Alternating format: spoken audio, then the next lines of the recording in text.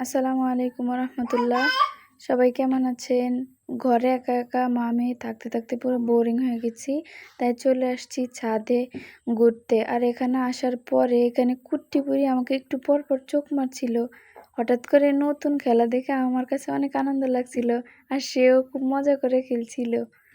এখানে তাকে একটা বড় গাছের ডালের সামনে বসিয়ে দিয়েছি, কিছু পাতা নিয়ে সে খেলছে আর অনেক আনন্দ পাচ্ছে।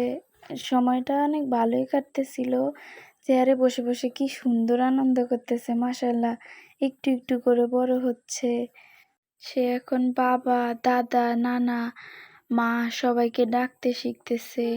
সবাই আমার বুড়িটার জন্য দোয়া করবেন।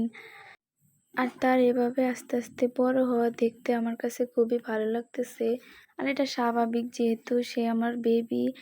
আর মায়ের সামনে বেবি যখন আস্তে আস্তে বড় হয়ে ওঠে, এটা আসলে মায়ের জন্য একটা বড় পাওয়া। মাশাআল্লাহ, আমি অনেক খুশি আর আল্লাহর কাছে দোয়া করি যাতে সে তাড়াতাড়ি বড় হয়। আপনারা সকলেও দোয়া করবেন আমার বেবির জন্য। এখানে সে কি সুন্দর পাতা নিয়ে খেলছে আর আস্তে আস্তে কথা বলতেছে, গান বলতেছে। কি সুন্দর করে চারিদিকে তাকাচ্ছে, আবার আমাকে দেখছে মাঝে মাঝে। আমি তাকে বলি চলো এখান থেকে আমরা চলে যাই, কিন্তু সে কিছুতেই যাবে না, খেলতেছে আর আমার দিকে তাকাচ্ছে, হাসছে আর বাবাকে ডাকতেছে। কি সুন্দর! সব সময় চেষ্টা করবো ওর সাথে এত সুন্দর একটা বিকেল কাটানোর জন্য। মাশাআল্লাহ, অনেক সুন্দর একটা দিন কাটালাম। সবাই ভালো থাকবেন, সুস্থ থাকবেন। আল্লাহ হাফেজ।